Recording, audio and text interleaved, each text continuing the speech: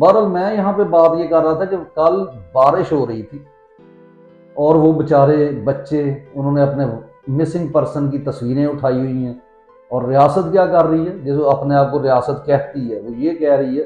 کہ جناب یہاں سے چلے جائیں، ان کو دھمکیاں لگا رہے ہیں یا کہہ رہے ہیں کہ آپ اندر کیمپ نہیں لگانے دیا جا رہا کہ وہ پانی سے بچ جائیں۔ اب آپ کو یاد دلاتا ہوں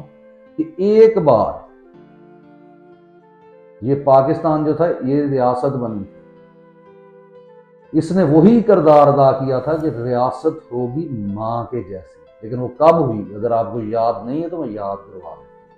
یہ بات ہے جناب 12 نومبر 2019، جب مولانا فضل الرحمان صاحب نے یہاں دھرنا دیا تھا اسلام آباد میں، اور یہ دھرنا کس کے خلاف تھا؟ یہ حکومت کے خلاف تھا، یہ عمران خان کی حکومت کے خلاف تھا، انہیں ریزائن کرنے پر مجبور کیا جا رہا تھا۔ تو وہاں بھی بارش ہو گئی تھی، اگر آپ کو یاد نہیں تو ابھی جائیں، ابھی پرانی ویڈیوز نکالیں، چینل کی ویڈیو پڑی ہوں گی کہ جب بارش ہوئی ہے تو وہ بیچارے جو مولوی یا بچے تھے وہ آئے ہوئے تھے احتجاج کرنے کے لیے، تو ریاست نے ان کو سنبھالا، ریاست نے وہ کھانا پہنچایا تھا، ریاست ان کے لیے گاڑیاں لے کر گئی۔ اسے کہتے ہیں ریاست ہوگی ماں کی جیسی۔ تو اس شخص کا قصور یہی ہے کہ اس نے 75 سالہ